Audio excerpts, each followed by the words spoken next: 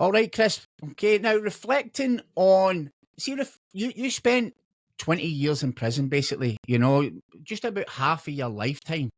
Now, obviously, that's been, a whole different, space from being a child to prison to now being reformed. When you reflect back on your childhood, what was the environment you grew up in? Was there any early signs or experiences that kind of took you to the path of becoming, I would say, a violent offender? I wouldn't say my early childhood. Um, it was kind of, obviously there was kind of bumps in the road. Like my dad was using hard drugs, um, and sometimes there would be like family fights for people using alcohol or whatever. But it didn't really happen until I was like in my teenage years. Um, so my father moved to England to get away from Glasgow, and while we were in England, me and my brother just really disliked living there. We were away from our family, away from our friends, and all this kind of stuff. And we just always wanted to return here. And eventually, my dad let us come back, and no long after he let us come back, he died suddenly. Fuck. So that's a traumatic event on its own. That's how old were you when he died? So it was 2 months before, so 1996. So I was just turning like 14. Um, basically, see my dad, right? My gran had 7 kids, right? So my dad has 6 siblings, and 3 of them passed away in the space of 13 months, and they were all in their 30s. So my uncle died of a brain hemorrhage, then my auntie died of cancer, and then my dad died of a drug related incident. So all these deaths in a short space of time um, were, was absolute chaos, and there was a lot of grief. I was witnessing a lot of grief in my grandparents' home, um, and the funny thing is, like, I've not mentioned my biological mother. So I never knew my biological mother until I was like 10 years old, right? She just appeared out of nowhere one day, right? Um, and she convinced me to go and live with her, and I lived there for 14 months. This was before my dad and my uncle and my auntie had all passed away the year before all this started happening. And I didn't know they were selling heroin from the house. And they were body eating criminality. Like my dad's family were never involved in anything like this. They were just like maybe had addiction issues and all this kind of stuff. They were nothing like this, man. And they were basically like kicking the shit out of me and my wee brother on a weekly basis. Um, and we were locked in a bedroom that had no door handle on it, so we couldn't even get out this room if we wanted to, and even if we could, we were too scared to do it.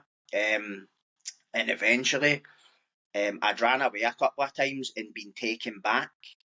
I went to social work a few times and they took me back because my mum convinced them that nothing was wrong. And I could maybe, because I didn't show them the marks on me, see bad, I went there when I was all bruised and bashed, they would have been arrested. But I never showed them. I never ran away when I was all covered in bruises and all that. It was like when I was just had to get away. So all that had happened, and then all the deaths, and mixed in with all this, I used to read a lot of books. So it started off Roald Dahl books and all this stuff, and then when I started hitting high school, it was all like books about Freddie Foreman, the Krays, the Mafia, all these mad, crazy, organised crime figures. And um, my whole family growing up in the Gorbals, my dad used to tell me stories about gang fighting on the Clyde Bridge with boys from Brigton and Kilmarnock, and I remember just thinking that's the way forward. And nobody ever tried to talk me out of that. And then after my dad died, that's when all this stuff started really taking off in my life. You know what I mean? And that's a whole lot of shit that's went on. But let's unpack it a wee bit. So see that when you're, your uncles and your aunties and your dads died. Now your uncles and your aunt, were you close to them? Did you have a good bond with them, a good relationship with them as well? Yeah.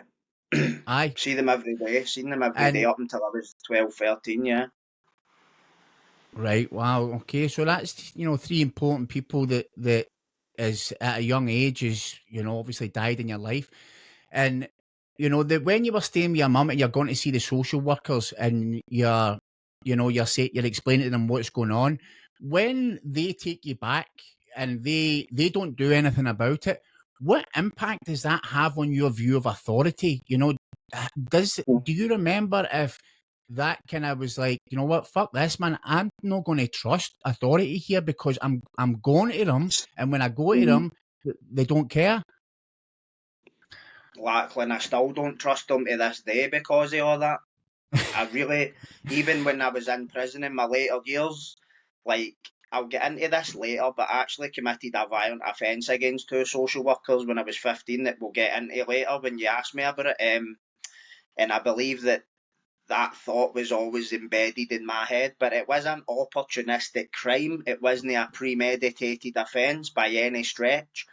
But even when I was in prison, I mean, like years ago, like when I was a teenager and a young adult, I would always play wee games with social workers because I felt that they were never out to help me. Every time I had put trust in them, they had betrayed that trust. So I just felt, I'm not gonna lie, I tarred them all with the same brush, you know what I mean? And that might not really be fair because no every social worker's the same, no every prison officer's the same, no every cop's the same. You get bad ones and you get good ones. It's just I haven't met a lot of good ones. Do you know what I mean? So that's just the ripple effect to putting your trust in people who are supposed to they've got a duty of care to help children and they failing. And see, every time when I was in prison, see if I ever opened the paper and I used to see a case where they had failed in their duty to care for children, I used to get mad ideas in my head, man. I'd be like 16, 17, and I'd just be thinking, I'd love to meet you. But obviously, not like But that anymore. that It just saddens me now.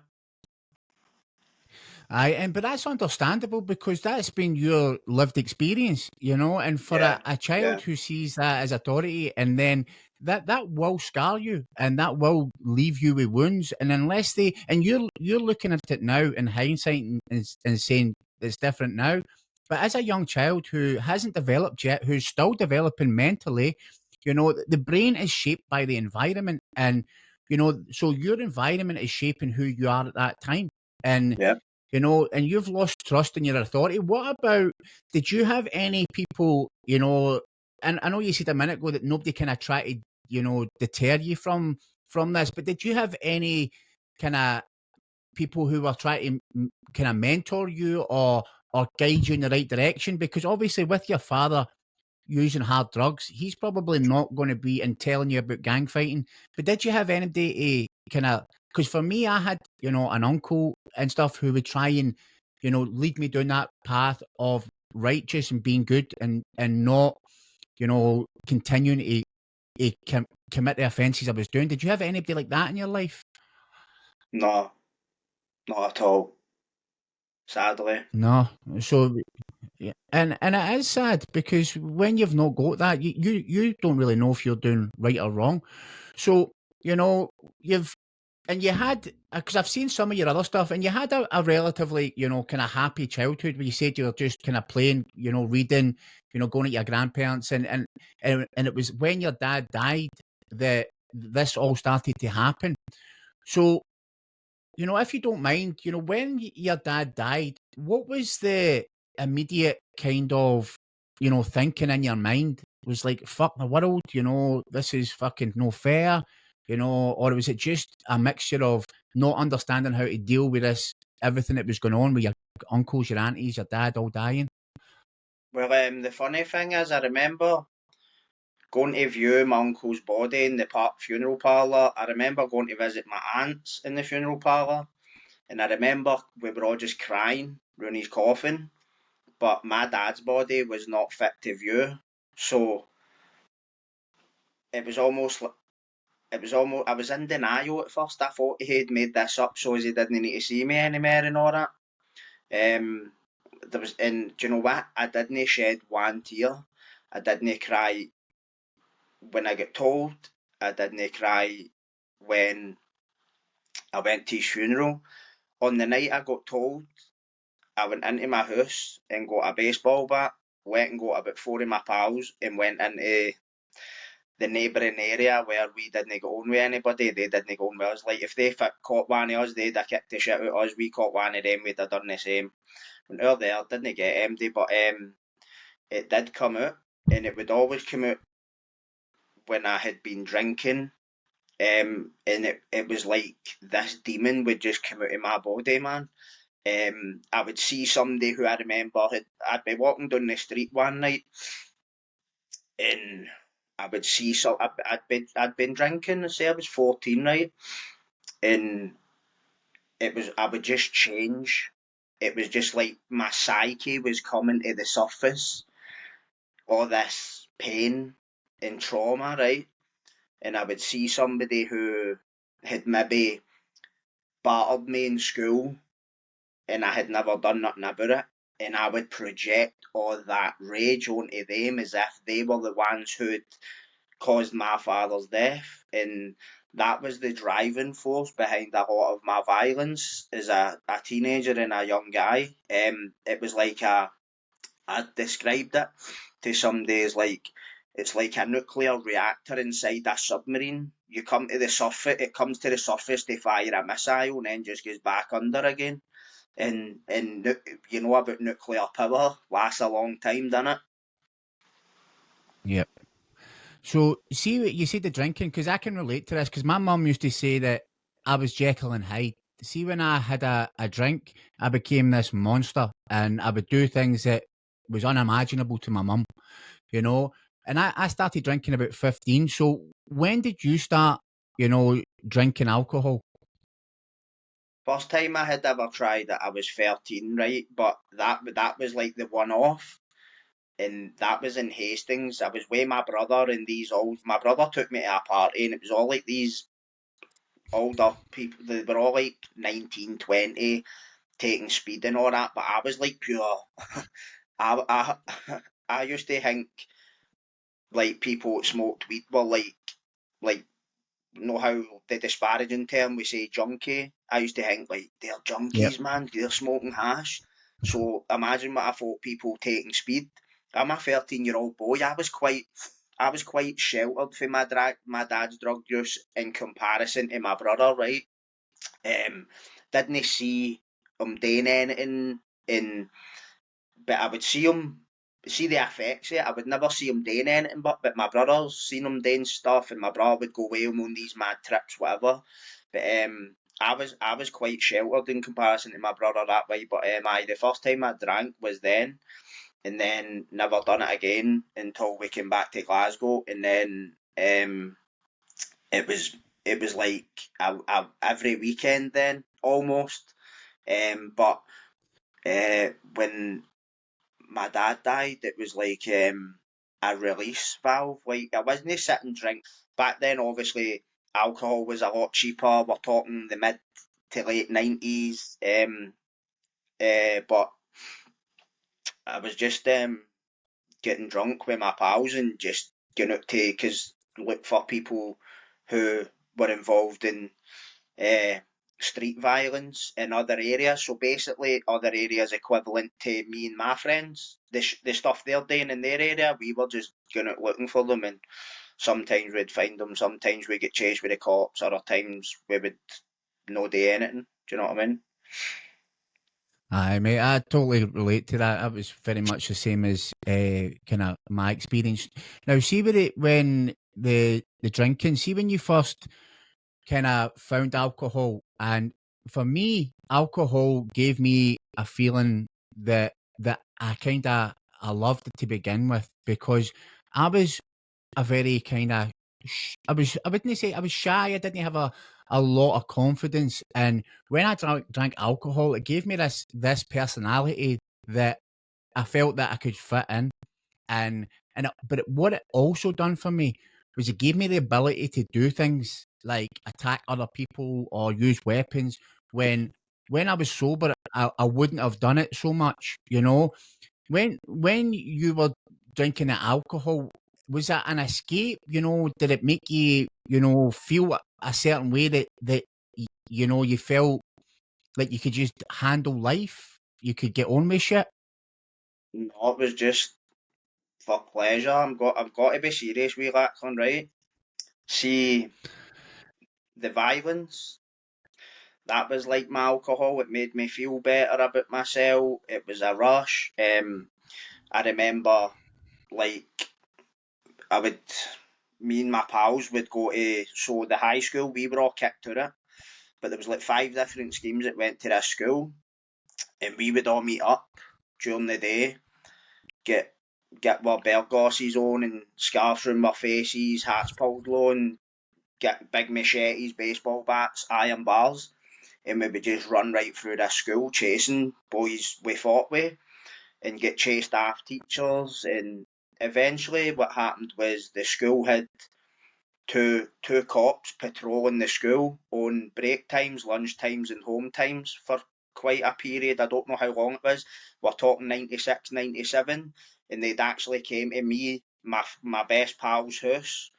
They came to my grandparents, went to my best pal's house, and I walked into my best pal's house that morning when they were in the living room, and my pal was just lying on the couch smoking, like as if they weren't even there, and they were stoning saying, "You better stay the F away from that school." And I've walked into the living room and I'm like, shit. They're like, that goes for you too, stay away from that school. And they went to see my gran after it. And but the alcohol was just the fuel for the fire. For me, I'm not going to lie, it was all about revenge and getting people back all the time, and just it was consuming me. It was really consuming me because I had collected all this hurt and injustice and dents to my self-esteem and my ego, and then it was just all poured. See what you said, you were shy and all that. I was like that up until about maybe high school. I was still quite, in some respects, I wasn't confident in that.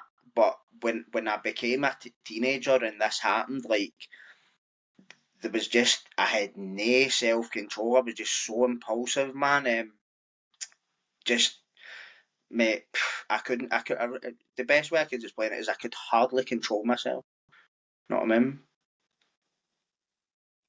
And this is all going, coming after your dad's death, so obviously that is the maybe the kind of the straw that broke the camel's back. You'd had this built Yeah. up stuff, and then that's just gave you a kind of, as I've heard people say it, the fuck it switch. Fuck this, Aye. man. And you know and did you feel that, you know like everything was against you, everything, you had been done wrong, everything was kind of against you, so you were just kind of trying to, fight back and take back control? I don't know if I felt everything was against me. I was just out to. I felt that I was out to make a name for myself, and the best way for me to get that was through doing the things nobody else would do. Um, total, just being a total teenage maniac. And it's not to big it up, to glamorise it and sound. Because listen, I've been done in with blades and all that as many, probably more the times than I've done it, or just as many. So I nearly lost my life a few times, but it's what I'm saying. I had no concern for my own safety, no concern for anybody else's.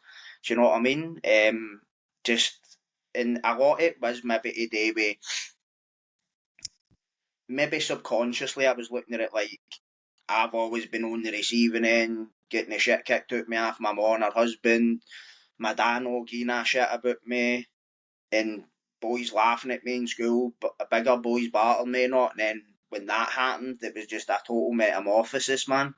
Knew they were going to notice me. You've made me feel small or bad or whatever. You're going to feel it 10 times worse. That was my philosophy. Do you know what I mean? It was all about sending a Aye. message, about trying to appear powerful. It's like the Wizard of Oz behind the curtain. You pull the curtain back and what's there? It's just a guy sitting flicking switches. It's not this big omnipresent wizard, is it? Do you know what I mean? That's a good analogy, mate. Now, see that having the reputation, because again, mate, I've listened to this before when you've said it on another podcast, and I could identify with it so much. I wanted people to fear me. I wanted to have a name. I wanted people to know what Lackey for Shettleston, I wanted Aye. people to know that. But see, looking back, I was just a scared wee boy, and I didn't want people to see that. I didn't want people to see what was inside of me. So I done all these things externally to protect myself. Yep. What was your experience from that? What was the reputation for you? Why did you want that reputation? If I had to put it in a nutshell, exactly what you just said, mate. You're masking. Aye. I would never have admitted this at the time. I would never have admitted it, even if I knew, because I don't know if back then I knew what was going on. And I did know I was in a lot of pain and all that, right? But I feel when I look back on it, right, I'm 41 now. I'm not 15. I'm not 18. I've had a lot of time to think about stuff, and I think that what I was projecting on the outside was the inverse of what was on the inside, basically. Do you know what I mean? Aye, mate, I totally get it. Aye. And what about, feeling loved, mate? Did you, as a grown up, did you feel love? Did you feel love from your family? Anybody? I remember like when I was a child, obviously my grandpa, but see like once all these, see like after a while, like I just felt dead inside. Like do you know what? I'm not gonna lie, I felt like nobody cared about me, nobody knew I was here, nobody noticed me, and the only way I was getting noticed was through what I was doing. So it's like you can't notice me when I'm being good, then I'll be so bad. You will sit down when I walk in a room. Basically, that was my mentality. You will notice me, man, and I'll make sure you do. And if you do something to get my attention in a bad way, um, so I would have done something so horrific to you, man, that you would have been like, as I've said before, there was a lot bigger guys than me in prison and all that stuff, and nobody's infallible. We all bleed 8 pints of blood, but it was just all about feeling the opposite of what you were showing people. It's not to say you Aye. feeling weak, you're still no dangerous. No, I think you're more dangerous when you're in that state because you're no secure in yourself. You're too busy caring what other people think and he said what about me and all that. Like, no what man, no, I'm just like I couldn't give a shit, man. Like I've made my peace with it all, you know, I'm not the same person anymore, but see the other side of me that is definitely still there, but there's just I've sandbagged it now. I've got that much going on in my life now that there's no possibility I could ever go back to that. Do you know what I mean? I guess what was it Jordan Peterson says? He says a dangerous man is a man who could A commit good man is extreme keeping acts it of in check. violence but chooses not to, and Yeah, and and that's what it is, he's mate. my pal. Because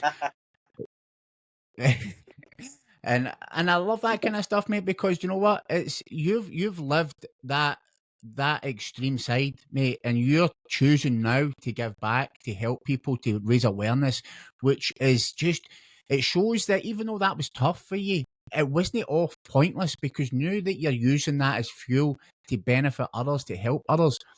Now, see, when before we go into the kind of the present side of it, did you have any dreams as a kid, mate? What was your dreams and aspirations? What did you want to be when you Oh, grew up?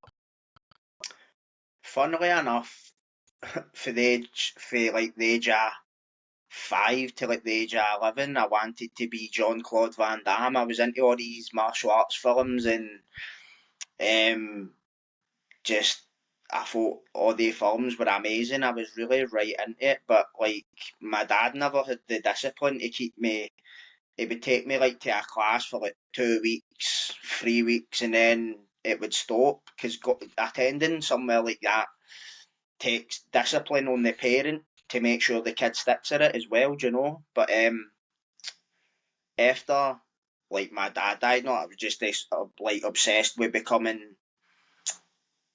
the next El Chapo or something. Like a like great train robbery or this stuff. I wanted to be like somebody like that. Somebody who the police always wanted to get but could never catch.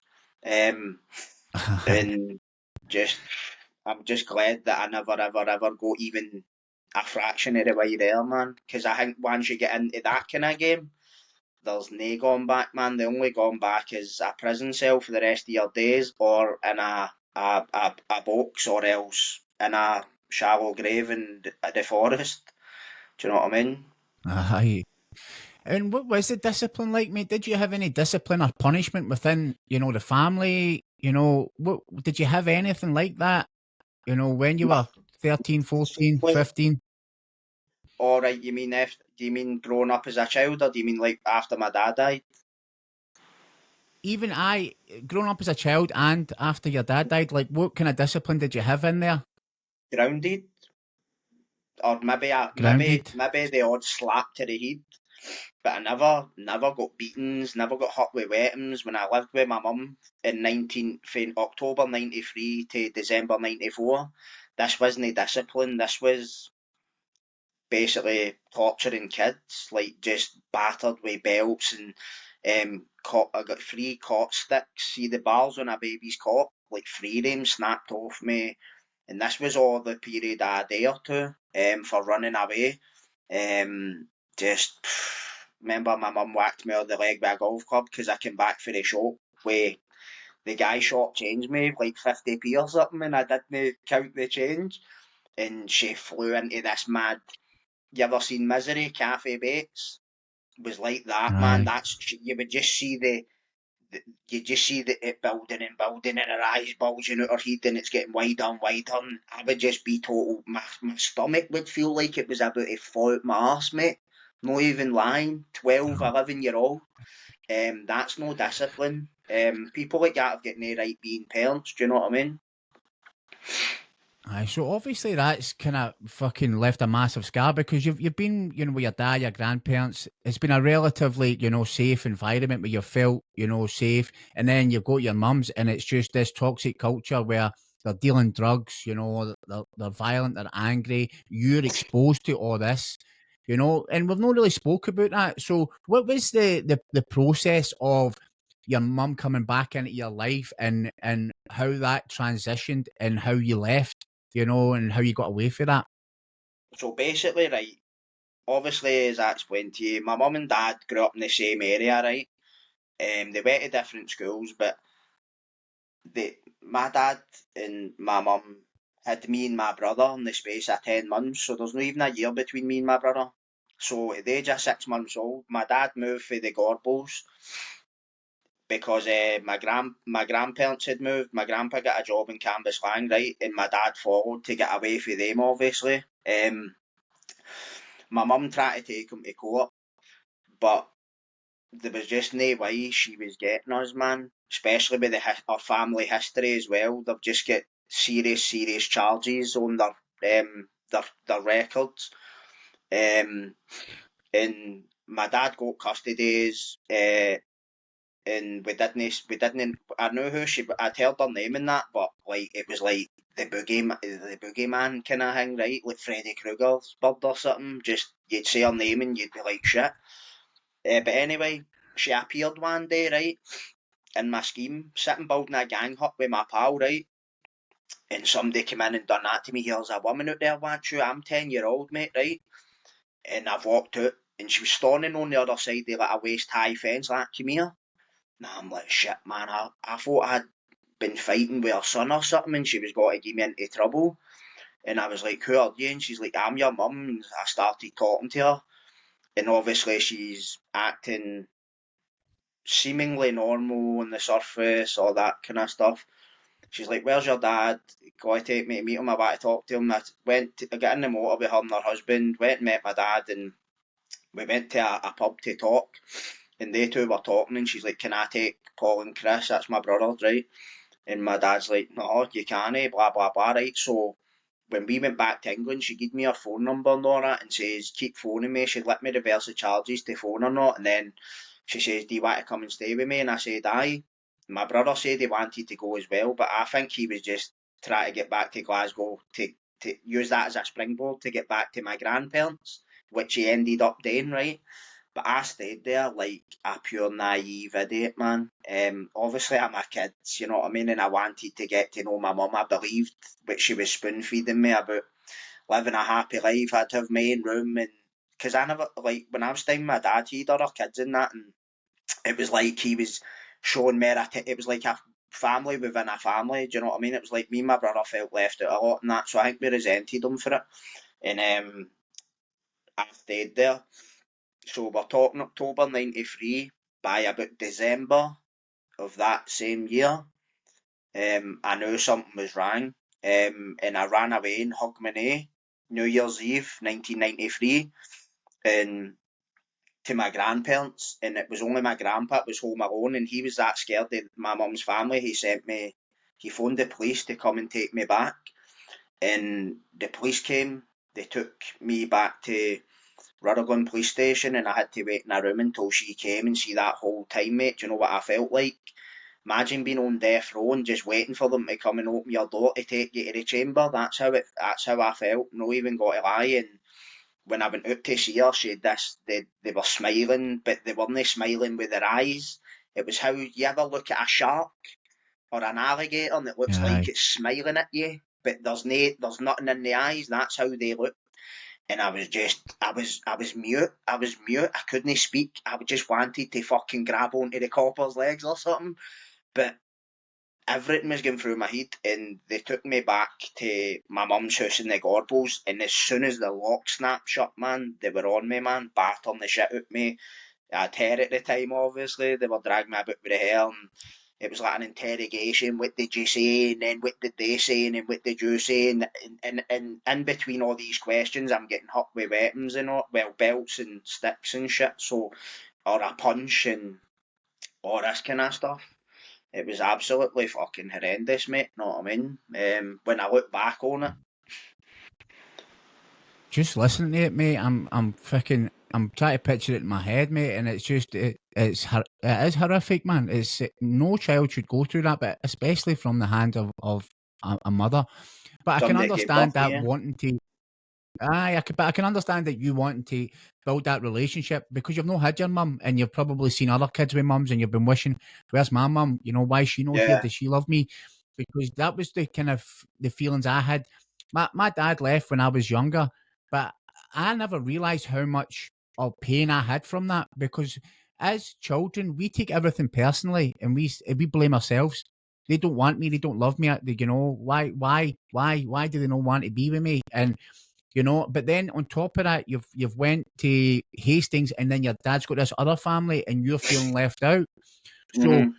you know, do you think, you know, when obviously we've been speaking it, and do you think this has all played a part later on when, you know, you want to be seen because for all these years you felt like you're not being seen, you know, you're feeling left out, and you know, and it's just all kind of built up, and then you've just fucking exploded, and that's when you've turned into this kind of maniac teenager, you know, and can you see, does that all you know, kind of boil down to Of these course. incidents taking you to that place? Well, I had no Aye, attachment. you know, Like I didn't. Like I remember when I was doing my degree, reading about attachment theory. I don't know if you had mentioned this to me. You'd read about this or something, or somebody else. I can't mind. Somebody said it to me the other day. Um, and do you know what? I'm not going to lie to you. I laugh when people say to me, right, so see my mum, she died when I was in prison, right? 2017. And the screws came and asked me, do you want to go to the funeral? And I said no, right? The Sopranos is on or something. That's what I said, right? I'm not missing the Sopranos, something like that, right? And there was a guy looked at me, he's like, what, you're not got your ma's funeral? He wasn't being cheeky about it, but, and I was like, no, and he's like, still your ma? And I was like, you don't know her. Her name was Rose, we called her Rose West. That's what we used to call her, because she was just a pure psycho. So I never knew what love was until I had a child. I really didn't. And no matter what relationship I was in up until before I had my son, I would hear the words "love you," even in romantic relationships, and there was I just I doubted every word another human being said to me, unless I felt really good energy off you and you had a track record or a pattern of delivering, following through on your word, which there was very few of them about in my life. I just doubted everything you said. I was always if you try to approach me and ask me, if you try to approach me and talk to me and I didn't know you, right away I'm thinking, you're trying to lure me into a trap. What do you want? Try to figure out what's his angle here. So I think that was a end result. That was the sum total of my childhood and my lived experience as a kid, if you want to say that. You know what I mean? But I'm starting to kind of see it differently for having my own kid. But it's so scary having a kid as well, because there's this wee guy who's wholly dependent on you, no fucking up, keeping it together. Do you know what I mean? And it's such a big responsibility, man. But I manage, and I'm so thankful. Do you know what I mean? That I'm here now and I've got this life, and I go through, because let's be honest, right? See, when I'm sitting telling you about that violence in my childhood, I know people who had worse childhoods than that, and I think I sit and go like, I never had it that bad.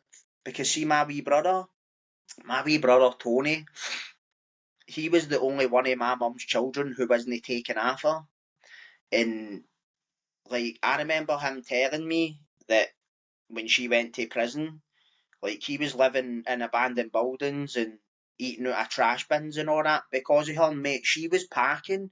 She had like she was selling drugs and she never used to spend it. I remember seeing a wad of score notes like a Swiss roll, right?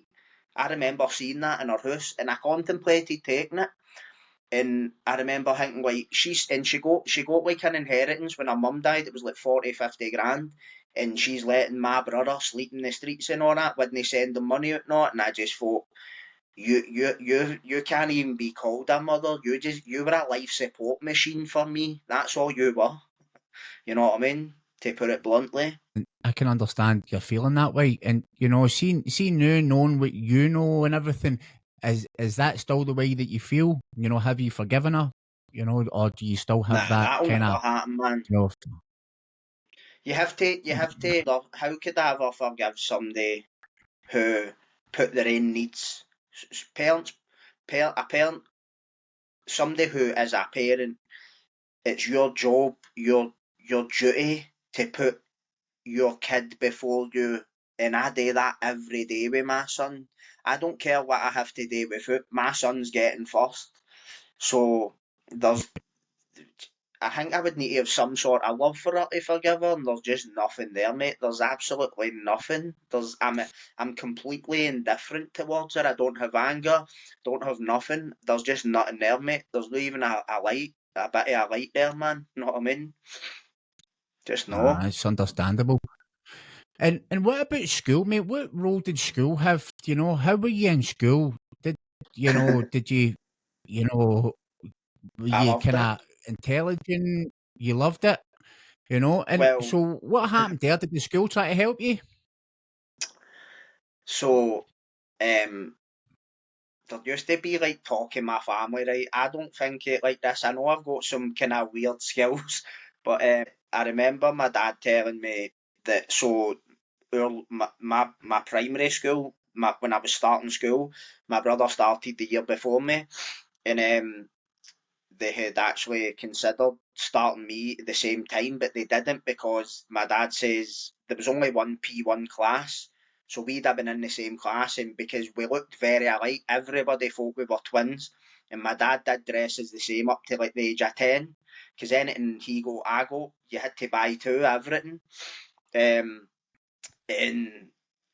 I used to read books on countries and with all the data and the maps and capital cities, populations, land mass, and all this mad stuff. So I was into like that we're talking about growing up in the 80s and the 90s, you know what I mean? So you didn't have internet and YouTube, go and Google and all this shit. You had to read a book to know something back then. And I loved going to school and that as well, just to socialise and all that kind of stuff. Talk to lasses, all that. Do you know what I mean? But there was always good teachers. There was always teachers who I felt that were more understanding, and there were always teachers I just felt were just dead guarded. They didn't want to know. They were just like, they just thought you were a bad egg, and that's kind of understandable as well, because obviously before I've showed up, they've seen similar type cases, but then I'd be maybe questioning what you doing in the job then. Do you know what I mean? So it's like, I don't know, but I liked it, and I think it helped with my education down the road in prison. Aye. So let's get on to the prison, mate. So you're involved in, street crime, and for anybody that doesn't know, I've heard you explain it quite well in another podcast. Explain to the listener, what was it like, being involved in kind of gangs, for lack of a better word, back then. For me, it kind of happened when my dad passed away. Like, I switched kind of, like, obviously I was hanging about with boys in my own area who were a bit older than me, and then, but my brother hung about with like the local youth gang, right? Um, they were called Skull Team. That was the nickname, but this name had been about long before I showed up, right? So, um, my brother was already hanging about with all them, and I knew a lot of them for I was that size. But when my dad died, I started hanging about with him, and I was not the best. I was the youngest and probably the worst fighter. But I just used to do. I used to go above and beyond because I felt, it's what I said to you before. It was all about projecting an image that was the reverse of how you felt inside. You know what I mean? And we weren't like pure out smashing the area up every day or whatever, but we'd all congregate outside the local news agents. We'd all be standing talking, and then other times we would just all go out all with the ninja gear on, with tools, and just sneak into the other areas and just chase guys, and like no random guys who you it's mad, because see when you're doing all this, right, you'll know yourself, you've grown up in Shettleston, mate. See when you're doing all this behaviour, you hear the word of mouth who's involved in that stuff in the neighbouring scheme, and then it's like, oh, he says he's doing you after school, he says he's got to smash you, he says you're a bam, whatever, and you're like, what? He's getting burst. So it's like, it's just a merry-go-round, it's shite, man. It just, violence breeds violence. That's what I say. It does. Do you know what I mean? Sometimes we would go out with tinny boxes, see like a big massive box, like a caterpillar box with tinfoil in it, and go out and like steal shit out of shops and sell it and buy booze and weed and all that. We're just daft wee boys, man. But a lot of time in our hands, a lot of maybe trauma. Do you know what I mean? So this behaviour still continuing to this day, and it's not so bad in my area like when I was that age. But is what I said, it could go that way. You just never know what's going on in somebody's life. So what kind of tools were you carrying? What kind of weapons? I always carried knives, kitchen knives preferably. I didn't see the point in a lockback. I really didn't. To me, in my opinion, they were too small. Um, Couple of times, like I would go out with uh, chase people with a baseball bat that I kept in my bedroom. But for the most part, like my brother and that, my brother never took a blade out. He would always use a cosh. Um, so just like a mixture of blades, coshes, bottles, iron bats, see, like all that kind of stuff. Truncheons, spring coshes, all Aye, that. You know what I mean? aye. all that Kids, stuff. axes, 2x4s, machetes. Aye, aye. So In fact, I remember doing a and guy with a 2x4 in a garden, man. That was a mad night. That so let's talk about, how you end up in the prison system, so you're gang fighting, and let's go into, how you get there, because you're young, you really are young when you get your first see when you got your sentence, was that the first time you'd been arrested in jail or anything like that? wasn't the first time I'd been arrested. It was the first time I went into the system. But I've been getting arrested every couple of weeks up until then. That was just the first Right. time it was serious enough to go to jail. Okay. So what happened? What was the incident that got you your sentence? Talk us through that. So my first sentence was actually for abduction of two social workers. I'd been living with a lassie I was seeing in Castlemilk, right? And there was this boy who was her brother's pal. He was older than me, right? So I'm 14, 15. He's like 18, 19, right? And whenever I would phone her and it was just him and the bra and he'd be shouting stuff in the background, right? And I'm see the Mary does it, I'm just like, mate, I'm absolutely gonna destroy you, man.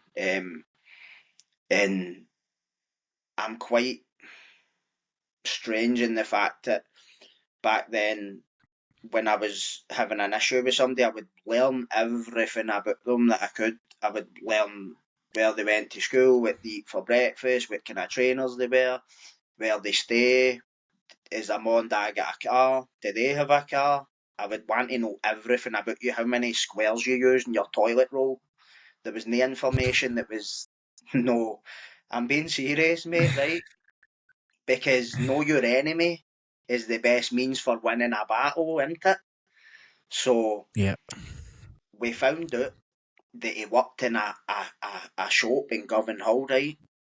And I said to my cousin, because he was kicked out of school as well, I was like, what, I found out he works in this shop down Vicky Road. Want to get the bus down ways one day and we'll buy a cargo once we're done. And he's like, aye, sound. So we got the bus down to Govan Hall, went in the shop, right? Now, mate, I'm carrying a kitchen knife and I walks in this shop, quite a small shop, and I'm walking round the shop, right? And this woman's looking at me and my cousin, 14-year-old boys. And she's like, can I help you? Because obviously this is your school. She's probably thinking, what are you doing in this shop? Like, what would you even be doing in here? And I'm like, oh, is so-and-so in the day? I want to speak to so-and-so. She's like, oh, it's his day off. And I was like, what? I was, oh, what, man? But you know what? Maybe it was meant to happen, man. And I said, will you tell him that Kris McPherson was asking for him? She's like, yes, no problem, son. And I'm like, and I was getting a wee thrill at that because she would see his reaction um when he said this, right? And I remember I found his phone number and I was giving him funny phone calls and all that, and I was going, you know who it is, just playing with his head. But I thought I didn't. I'm not going to lie. I didn't feel it was a threat to me, even though he was a bit older. So on the night in question, this had been all building up. Like I snuck out in the middle of the night. He had a old Ford Escort or something. I snuck out in the middle of the night and done his tyres, broke your windies, all that stuff. And then on the night of this abduction, I was drinking in my girlfriend's mum's house, and I was sitting in the bedroom, and this guy's cousin or auntie stayed across the road, and they were out fixing this motor or something, and I'm just sitting like on a perch, like a crow or something, just sitting pure staring at him. And the more I'm drinking, the more hyped up, how do I put it? But we're saying the submarine's coming up to the surface, right? And I'm like, I'm killing him, man. I'm not literally going to kill him, but I'm going out there to do something violent, right? And my girlfriend's mum just knew, man. What we're talking about energy, right? I'm just getting off all the wrong signals without even knowing I'm doing it. because I'm not telling her what I'm going to do, because she knew there was trouble with me and him. She knew his family and all that, and she was like, she wouldn't leave my side because she knew. I kept going, just go in the living room, it's sound, I'm not going to do nothing. But she knew, because I was letting my head, that other side was going, as soon as she goes in that living room, you're going out that door. And she wouldn't leave my side. So I started arguing with her and my girlfriend. And it got to like 12 o'clock at night, 12:30 at night, and they were saying, see, just know what, just phone social work to take you back to your grand's. So they phoned them, and social workers came out, standby social workers, and I still had this kitchen knife in my tracky tap. And I'm just thinking, no what, I'll get them to drop me off at my pal's bit. And we went in the motor, and they're telling me, we're taking you to a respite centre in Stranraer or Straven or somewhere. And I'm like, what? This was like telling me I was going to Saudi Arabia back then. I'd never left a kind of 10-mile radius or something in Glasgow, you know what I mean? And I'm like, no, you're no. No, you're no. And they pulled her on the shoulder a couple of the expressway a couple of times, showing to the kind of the lay-by, the shoulder, whatever you want to call it, and it's just trees everywhere, right, on either side, pitch black. And I was just being totally unruly, man, right? No got to lie, I was just being totally argumentative. I've been drinking vodka in fucking cans for like, don't know what time that day. And I just kept saying, got to just drop me off at my pal's house, I'll stay with him and blah, blah, blah. And one of them was just like, started shouting at me and all that, right?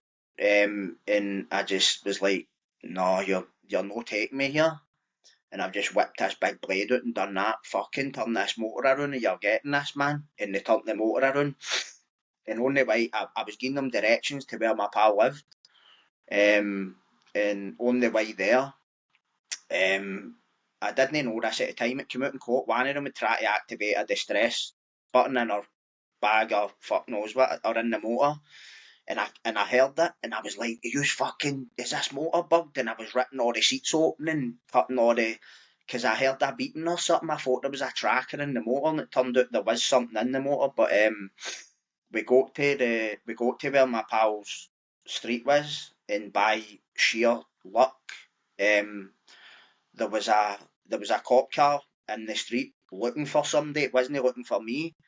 And they've seen it and just bounced out the motor and ran up to the coppers and told them that wee guy in there's got a blade, and just threatened us and forced us to drive here. And they've just ran over the truncheons out and just dragged me out the motor and cuffed us and took me to the police station, charged me. Know what I mean? So That what was did you it. get charged with? What Abduction. was the charge? Abduction. And did you Abduction. get remanded? Aye. Yep, Aye. got a 7 day. And I got a 7 day lie down, and so I went to Berlin, and I was in Berlin reception as a schoolboy, and there was no space in any secure units because legally I wasn't. It was illegal for me to enter the Scottish prison system, so they're trying to find me a bed in a secure unit. They couldn't. They were all full. So what happened was I went to Berlin for like say 5 hours in reception, just in a dog box myself. Kept away from all the adults. Didn't even see any adults. And then screws came and took me to Longregend, and I went to Longregend as a schoolboy for a week. And then after my 7 day lie down had finished, I got transferred to Kerlaw Secure Unit in Ayrshire to do my fully committal. Ben, so how long was that? Did you had been sentenced by this point after your fully No, no, committal? no. I got a 3 month remand. Aye, so I was in Kerlaw then. And did you go to, was that your sentence after the 3 months then? So after the fully committal, I went to court and pled guilty and get sentenced to 4 years at Glasgow High Court, and went back to Kerlaw. Okay, and so that was the start. And were you 16 at this point, or were you still 15? By the time I'd been sentenced, I was still 15. Yeah. Wow. Okay.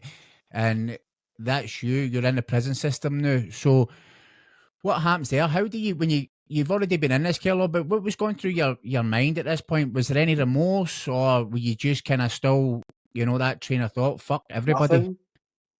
No, there was nothing. There was nothing. There was nothing at all. I felt dead inside, man. I felt absolutely dead. Like the only feeling I ever had back then was rage. I didn't have anything in me. Like I remember, like there was a couple of staff members for Kello in the public gallery looking at me, and I think they must have thought like, what the fuck is wrong with that boy, man? Like there was no tears, there was no rage, there was no there was blankness, just blankness. Do you know what I mean? There was nothing. And how long did you spend in Kerlaw? So I spent a year there, right? And when I was in there, I was getting involved in a lot of violence, right? With other boys, and it was all about my self presentation as well, thinking I'm the top man and all this shit, right? And you would get staff members who would say to me, you'll not be the top man up in Pullman, wee man, and all that shit. And I'd end up rolling about with some of them. And I ended up saying to them, put me in for a transfer to Pullman. I don't know if they were doing that on purpose to get me out or what, because they couldn't send me there. Um, and what ended up happening was, after a year I've been in care law, so I went to care law in November 97, seen November 98, the Scottish office had a meeting in care law, and I says, I want to go. They were trying to talk me out at some of them, and I was like, no, I want to go. So, my brother, and when all this was happening, my brother and my cousin had been assaulted half boys for another scheme, right, where I just hated every one of them, and they hated me as well. And I asked for a home visit to my my gran's to see her before I went to Pullman, and they agreed to it because they're not allowed to handcuff you in Kerlaw. Whereas if it was a prison service like Shots, Pullman, you'd be cuffed. They're not allowed to cuff you. You're a child. Um, and the plan was to go and find somebody to batter the shit out of because of what happened to my brother, right, and my cousin. And what ended up happening was they took me to Pullman. Two staff members for Kerlaw took me to Pullman to show me round. And then on the way back, I would stop at my gran's, and then after the visit, go back to Kerlaw, and then go to Pullman the next day. But see, when they took me to my gran's in Cambuslang, we were all sitting in the living room, and I kidded on.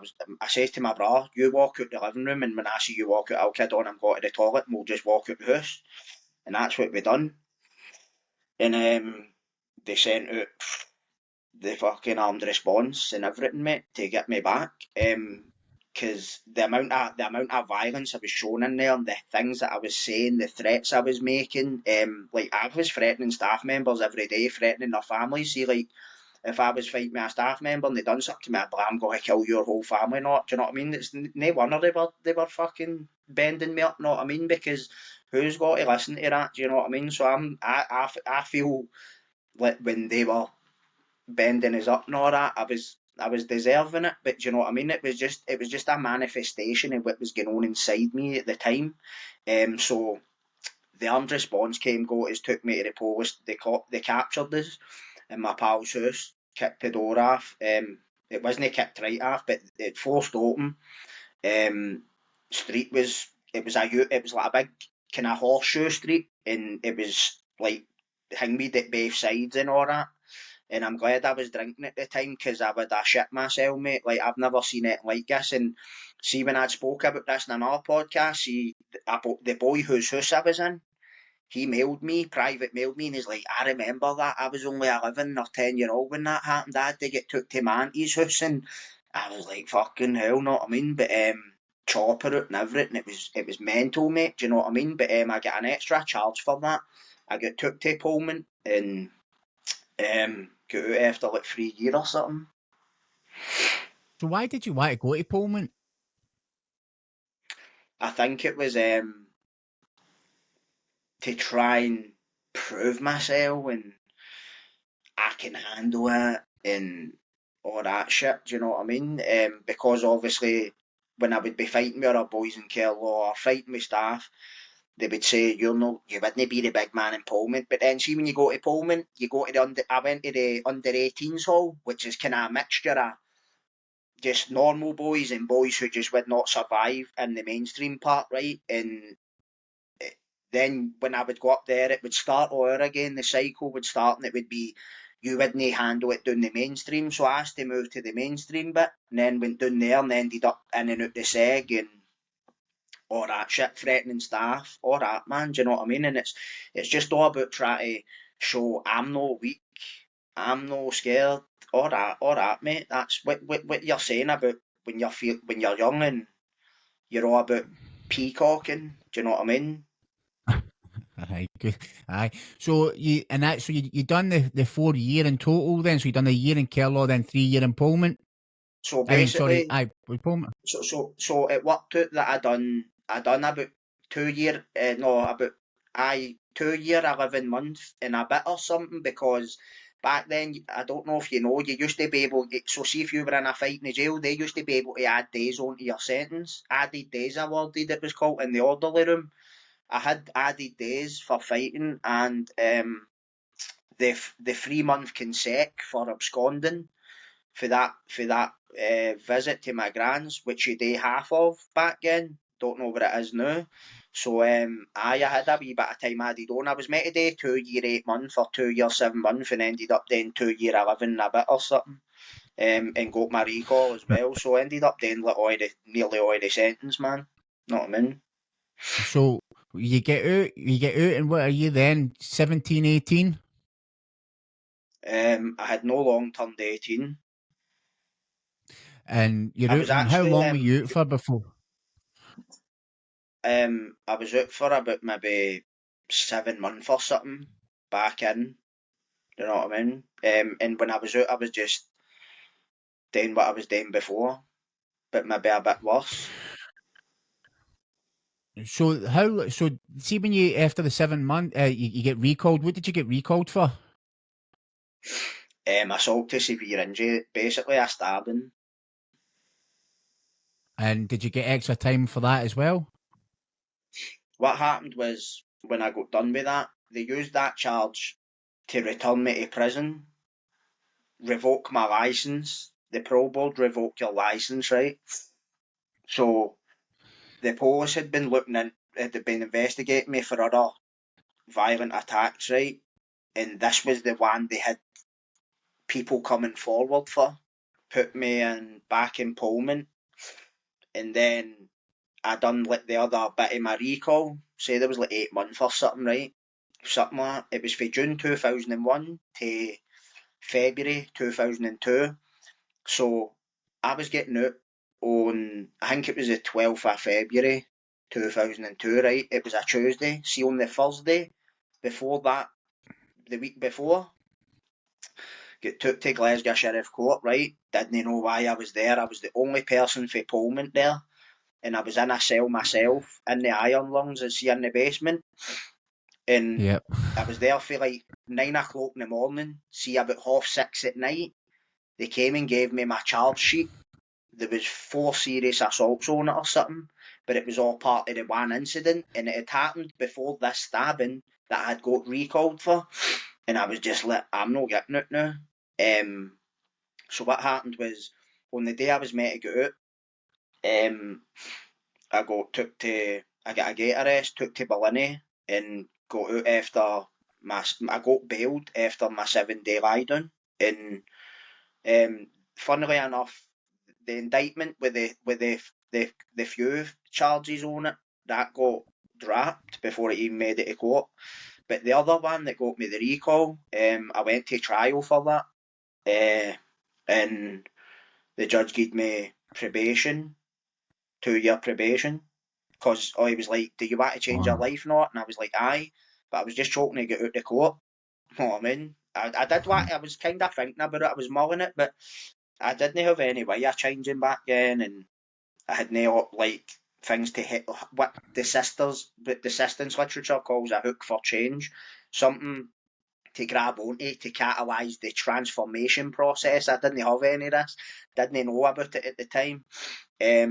and I just went right back out to living the way I was living the minute he let me out of the court. Do you know what I mean? So you get back out and you're just back to old tactics, fighting, drinking, and this is when is this when you've got a girlfriend and she falls pregnant? No, no, no, no. You mean my son's mum? No, this Aye. happened. This happened after my 60 when I got out after my big sentence. So what Ah, happened right, was right. okay. So, I'll want me to kind of go through it. aye, talk us through, how right up until the end of your 16th. Right. So basically, what happened was after that probation, I was out in the community for a period, a year and a half or something, right, give or take. Was living the same lifestyle, which culminated in me getting into a fight with two older guys outside the local Chinese. We were in the pub across the road. I'd come out, went out of the Chinese, got talking to these two older guys. I was carrying a pool ball and a golf ball and a sock because I was trying to stop carrying blades. And they were drunk and I was drunk, right? Got into an argument, one of them punched us, I've whipped this out, scudded one of them right between the eyes, knocked him right off a shutter, and then the other ones just attacked me. I'm rolling about with the two of them. People have come out the pub and seen it, they've all joined in.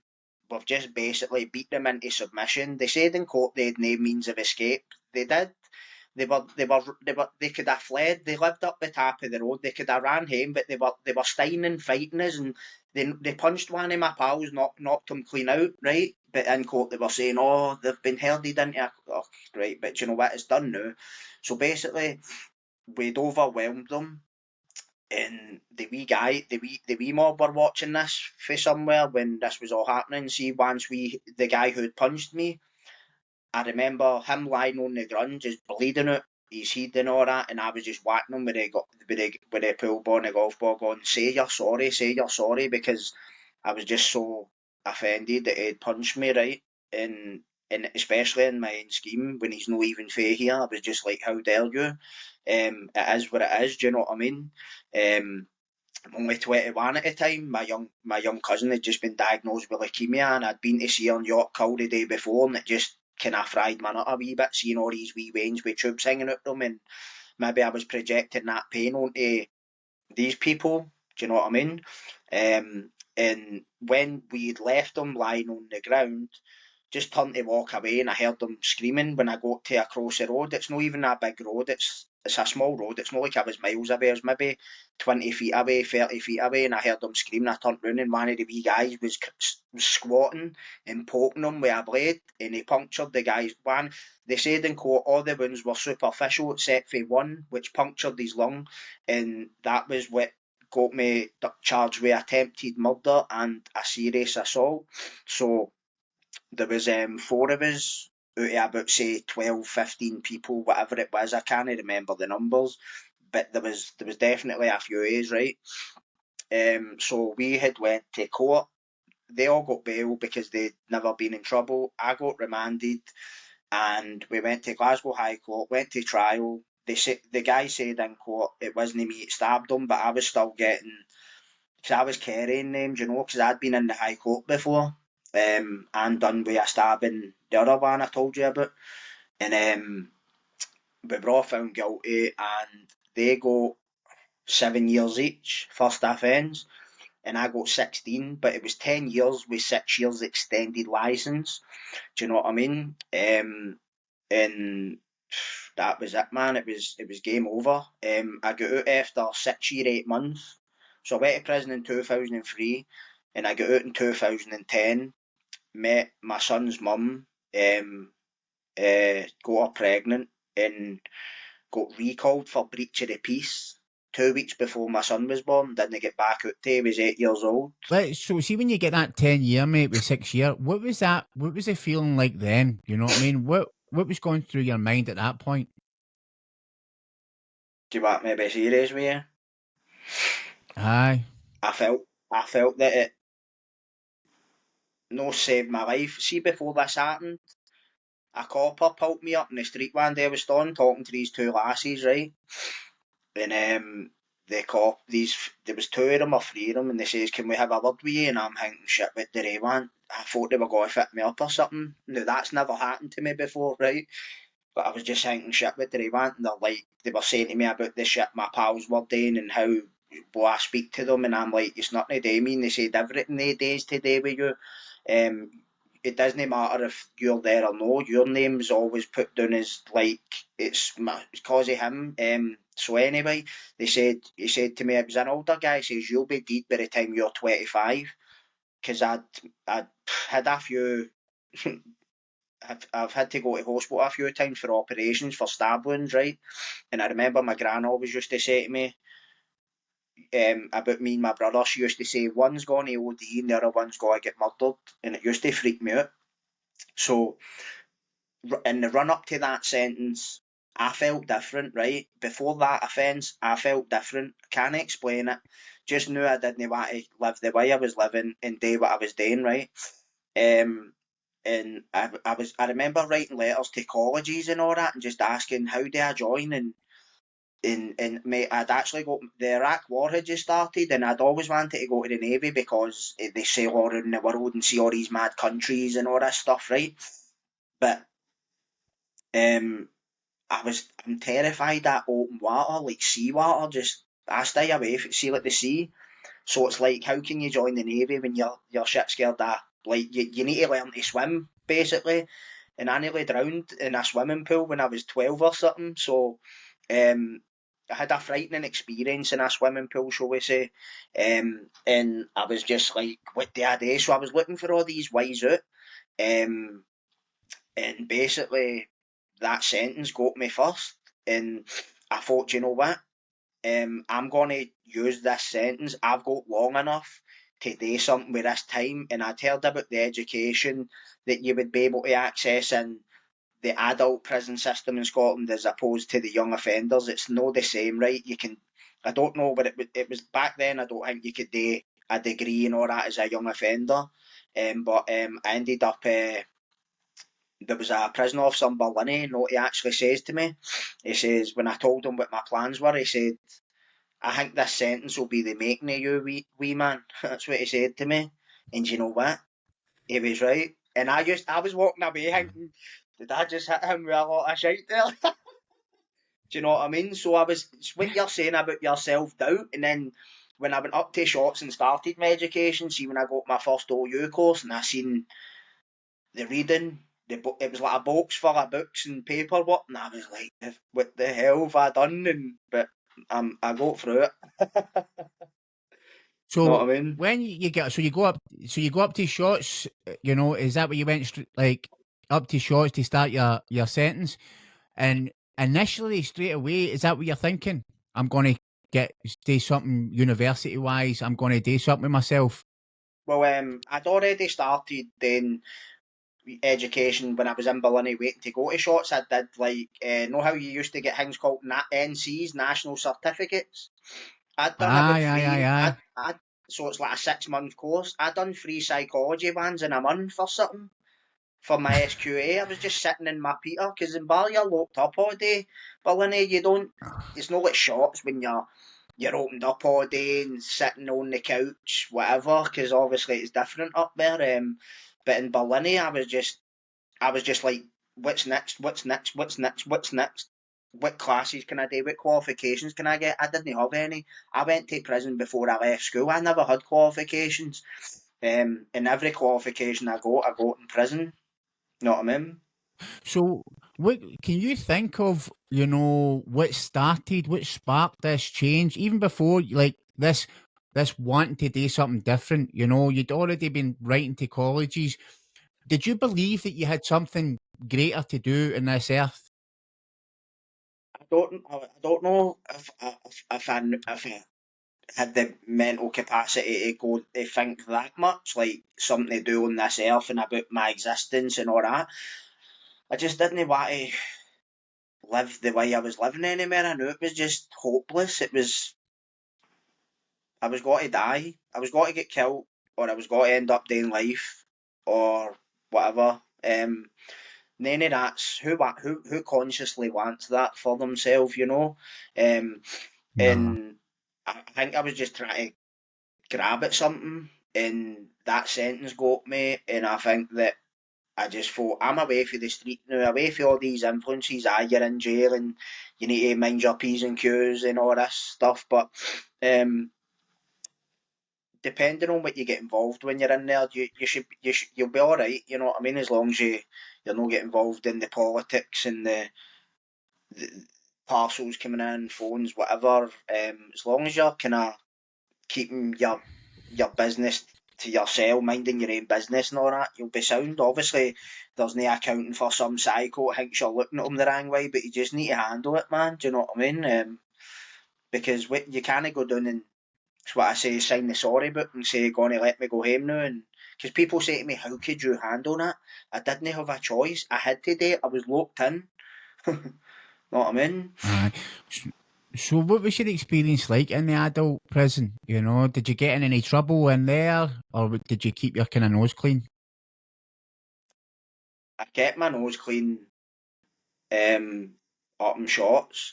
Um, when Oko, like, I came into a bit of trouble in the Castle Huntly, the open prison, because they were saying you should never have been sent here. They found that I'd been sent to the state hospital when I was 17. The week before my 18th birthday, Parliament sent me to the state hospital for an assessment. Um, and plus that abduction charge and sending threatening mail to social workers and parole boards, not, they were saying you should never have been sent here for shots. And I would be like, fucking send us back again.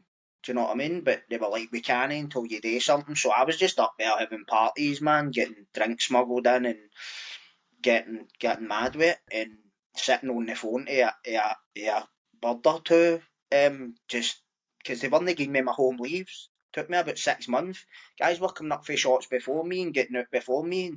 And I was just sitting there like this, fuck this, man, I'm getting nothing, and I'm toeing the line, I'm doing a degree and everything. I've no reports for fighting.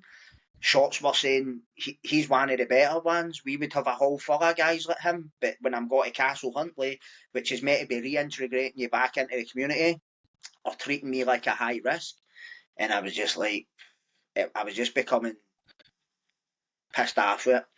So I eventually got downgraded, and but when I'd went to Glencoe after that for 10 months, but it was too far for my visit, so I got sent back to Shots, and then was up in Shots for a year, and then went to Addiewell when it just opened, and I got released for Addiewell. So when I think about that period before I got released in 2010, I wasn't in a lot of trouble at all. It was when I got the recall, I was kind of, but I was in a bit of trouble in Low Moss, but I wasn't. It was nothing out of the ordinary. You know what I mean? Fighting, every that's.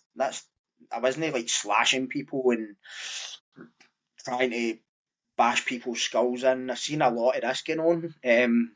It's just like opening a tin of beans to some people. Pardon the pun. Do you know what I mean? You're just, I've seen a lot of this going on, man.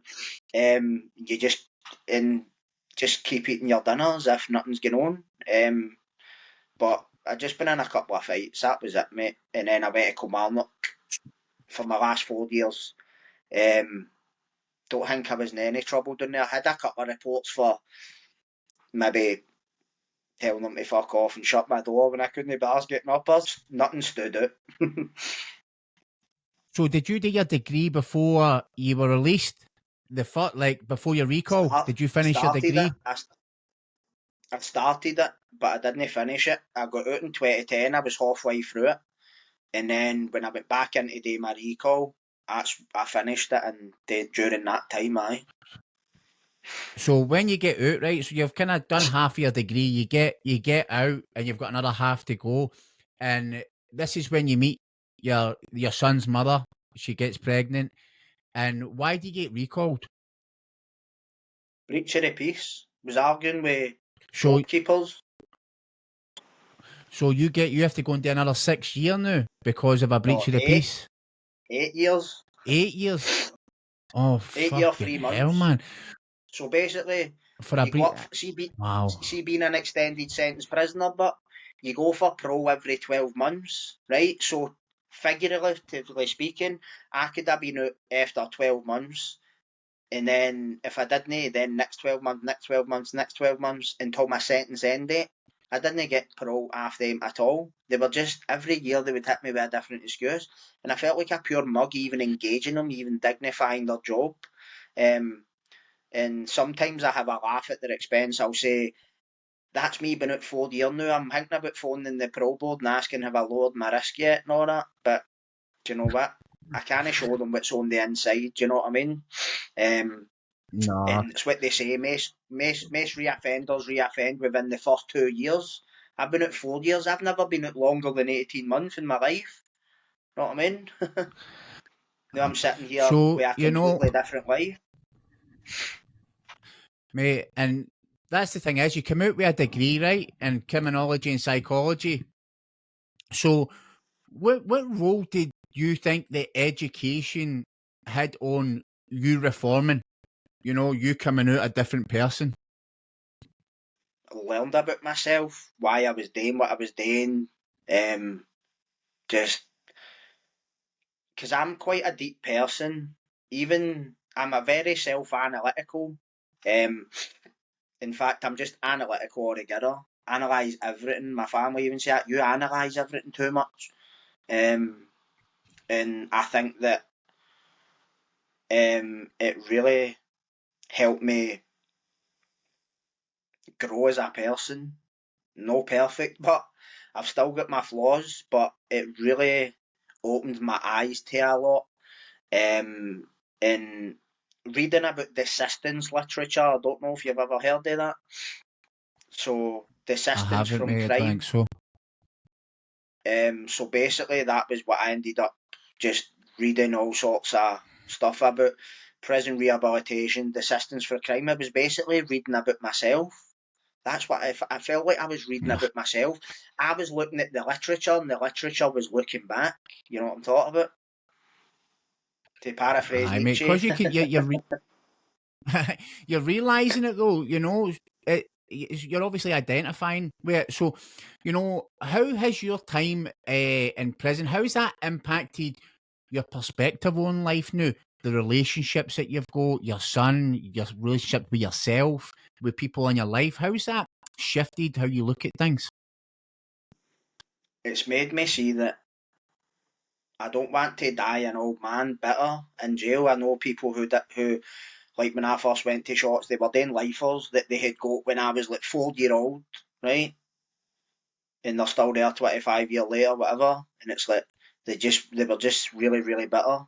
Um, and I just remember thinking in shots, I don't want to be that. And when I go out and I had my son, I just seen that there's so much to life and like I don't know, there's just so much more to life than just being an arsehole. Um, No, and and it's and I want and I want I don't have the same identity that I had when I went to prison as a 15-year-old, as a 21-year-old. I have a different identity. I just don't see myself the way I used to.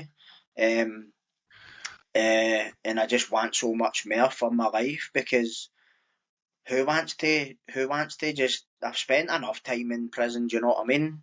I'm done with it. Just done with it, man, and I want to live every day. exactly, mate. And that's what they say the key to changes is that shift in that identity. You know, now how much of that shift came because of your son? Because your son came to visit you in prison, didn't he? Did he Yep. come from what age did he start coming to visit you? Newborn. A newborn. Who brought him up to see you?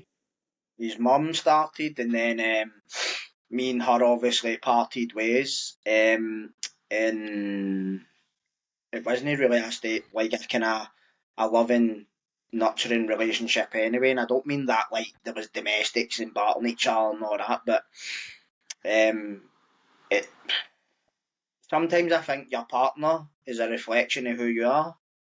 And when I met her I just didn't know if I wanted to like still be a criminal or change my life. I didn't know my life was going 100 mile an hour, and I didn't know what I wanted. And she was still in the party lifestyle, and there was always drama at some point, man. And it was like, I don't know, it was just like sometimes she thrived on it.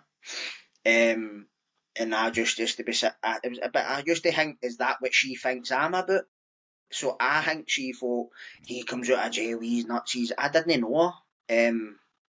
And obviously after about a year after my recall, she ended the relationship, which I was kind of, I wasn't surprised. Do you know what I mean? But as I say, I wasn't in love, so.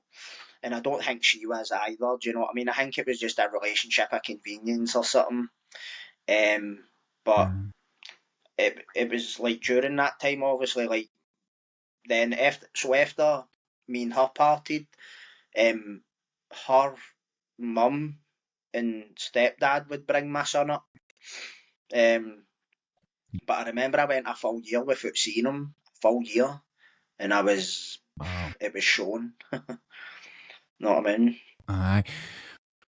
Well, that and do you think that was your hook, what you spoke about earlier of reforming? It's One of like, them, you know what? I'm a one of them. father now. Aye, Mhm. I'm a father now. You know what I mean? I have to, be a better father. I have to be a better man for my son. And you've Yeah, obviously you've got to feel love. You've got to build that relationship with your son. yeah. And from that bond, that love, and so, and that, do you think that kind of propelled you to kind of just be the best person you could in the environment that you were in? I took to fatherhood like a duck to water. I'll be in prison, and it's quite funny because I remember when my Wayne's mum was pregnant. Um, we'd go to pram shops and all that, and she'd be like, "Do you like this one and that one?" And I'm just like, I'd be sitting on my phone checking my emails or something, and she said to me one day, "I'm worried." And I was like, "What about?" She said that you're not going to bond with this kid.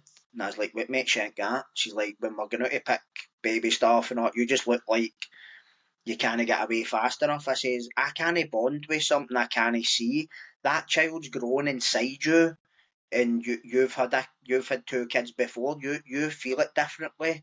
But I was shitting myself as well. In the back of my mind, I was shitting myself because of the huge responsibility of this, that bringing a child into the world. And uh, when I was in prison, it just, and my brother had said that as well. My brother was saying, "I bet you any money he boosts when that kid's born."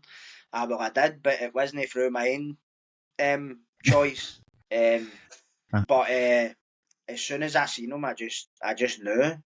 And love, to me, love grows over time. To me, right, this is gonna sound a bit mad. To me, love is different for empathising with people and caring about people. You don't want something to happen to somebody, right? But like, well, there's some people who I believe that they reap what they sow, right? Really, really terrible, evil people, right? But with love grows through interaction, right? In my opinion, and that was how my love for that child grew, because of the interaction at visits. Um, just seeing him, just looking at this baby, knowing it was like looking at myself as a kid looking back at me. It was mad, and the mad things he used to say, but he's just a great kid. Just doesn't give me any hassle. He listens to me, he respects me. But I gave him something to respect. Like, I'm not just lying on the couch getting steaming all day and smoking weed, taking lines of whatever you're doing, whatever. Because there's a lot of people who you need to give your kids something to respect. You need to give your wife something to respect. Do you know what I mean? So that was 100%. that was. Do you know what I mean? So, and do you know what as well? As I said before, I'm a single dad bringing up a 12-year-old boy who's been assessed for autism. Right? I need to break the cycle, because I'm telling you right now, right? See, when I got out of prison, my son was hiding in his shell. He wouldn't leave the street. Couldn't tie his shoes, couldn't brush his teeth right. Now we're talking an 8-year-old child, right? And what I noticed was my ex-partner's house, you could eat your dinner off the flare, but there was no nurturing going on, there was no love going on. It was everybody's in their own room on their phone, and he was in his room playing his PlayStation all day. There was too much of that going on. So, if I've come out, I've just turned him into this.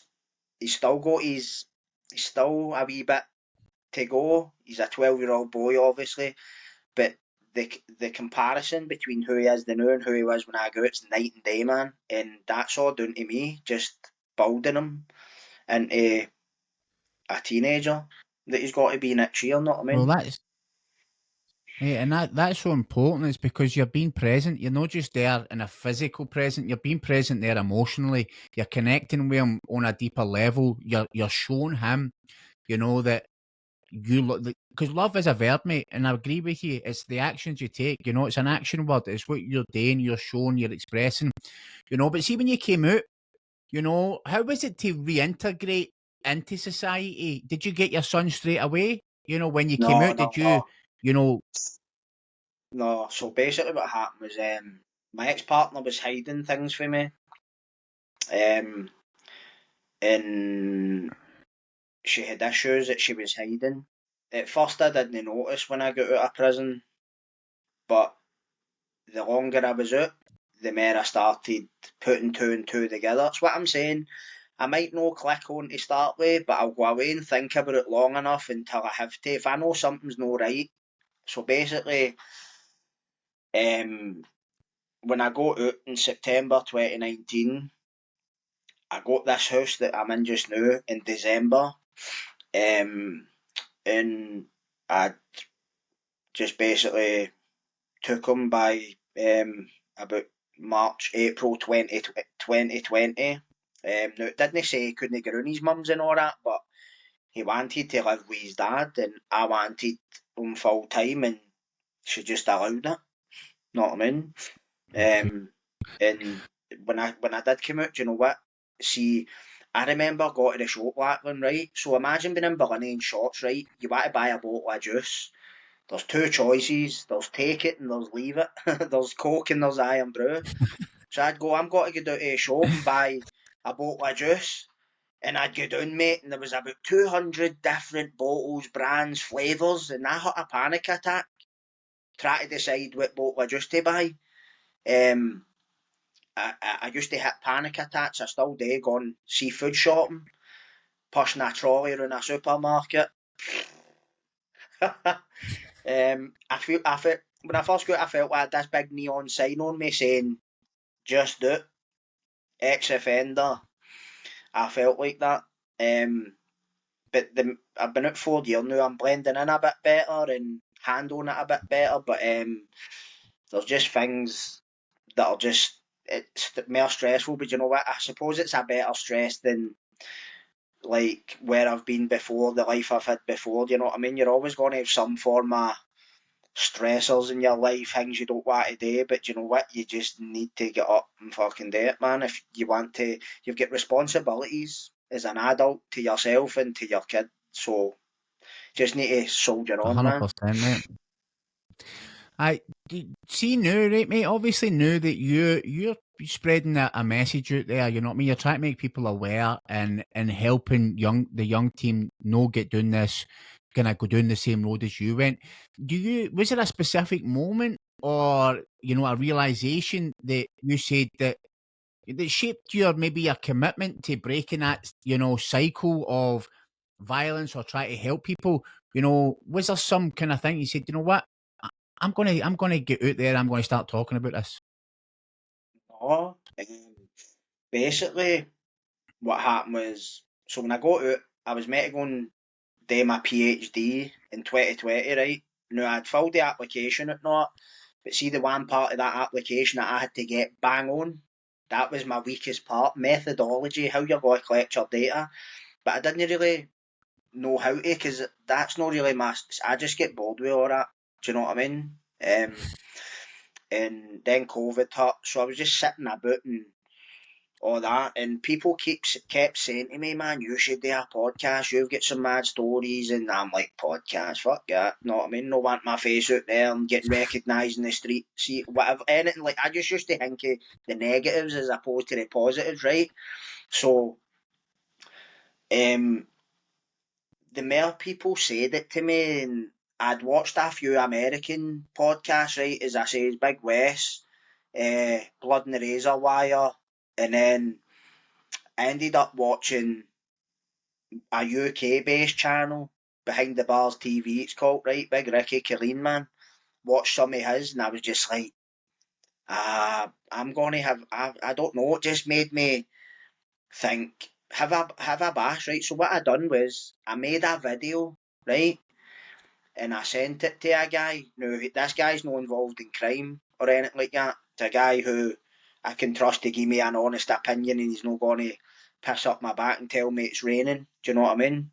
I sent it to him, and he says to me, that was very good, blah, blah, blah. My wife was saying, oh, that guy's some talker. And see, the funny thing is, right, I just done that, and what? Fuck it, man, both. Thought of a name for a channel, posted the first video, right, and then started doing it for there, and just doing it, and just being myself, like, as if I'm talking to somebody, like sitting in the couch next to me. I just look at it like that, like, and the funny thing is the amount of comments that people have left saying the same thing that this guy said. His wife was saying I could listen to him talk for ages. He's a good talker, not so. When I done that, this woman who I knew from prison, she was an old head teacher. She runs a place in Kilmarnock, right? And she wrote letters to the pro board for me and all that. Still wasn't getting pro. Mate, I had letters for professors for the pro board. Still didn't get it. Letters of recommendation for a professor and a woman wearing company, right? Still didn't get it. But anyway, so this woman, when she saw that video, or the first couple of videos, she said, because she kept telling me, you need to do a TED Talk. You know what a TED Talk is? Aye, mate, I do. So That's one of my goals. she done a TED Talk, right? And she got an honorary PhD, and she mentioned me in her acceptance speech. You can find the video on YouTube. She's like, look this guy up, he's so inspirational, and I'm sitting thinking, so am I, fuck's sake, know what I mean? But I'll take it. But anyway, she's like, she's always saying to me about doing a TED Talk, and I'm like, and then see when I had made that channel, she messaged me and said, that's it, you're doing this. And she's got me doing it next year. So, and she's like, I'm getting all, because she knows all these philanthropists, and not want to say their names on here just in case I don't want the the mention, you know what I mean? But it's just been going from strength to strength, building up gradually, man. I've only been doing it for a couple of months, and it seems to be working for me. Do you know what I mean? So do you know what? Maybe that was what I was supposed to be doing, because see, the thing is, Lachlan, right? See, when I got to the end of my degree, I was publishing for the start. Usually people don't really start publishing to their like masters and PhDs. I was doing it for the jump, and I was getting messages and letters for Australia, these academics in Australia, and it was just bolstering me. But you know what? Who for the scheme's going to sit and read the Journal of Prison Rehabilitation and all this? Because in an academic style, the writing is completely different, and we're in a world now where a lot of people want to do it this way, the visual way. Do you know what I mean? And it will reach a lot more people, because academics can watch this, and people for the scheme and everywhere in between. You know what I mean? So do you know what I mean? I think it just it just happened, mate, and it's kind of I mean, a wee niche or I something. love it, mate. I love it, mate, because I agree with what the other people have said. You know what I mean? That's how I found you, was just watching one of your videos, and I've watched countless other ones since, mate. I can listen to you talking to bother, and the way you explain stuff. But I think having your degree is super important as well, mate, because you've now got the knowledge, and you can understand why the behaviours are happening. So you can then help other people understand that, people who don't know the textbook analogies and all that kind of lingo, because if you're going to try to speak to somebody through the scheme, you're talking their language because you've Yeah. lived that life, but you still have the information to help them understand the kind of deeper topics. So looking back, and your experience, how has that experience shaped your views on the rehabilitation in the prison service? I don't think that there is rehabilitation. I think rehabilitation comes from in here. You realise that you don't want to do this stuff anymore and take steps towards that goal. But in regards to the prison service, they're kidding themselves on, to put it bluntly.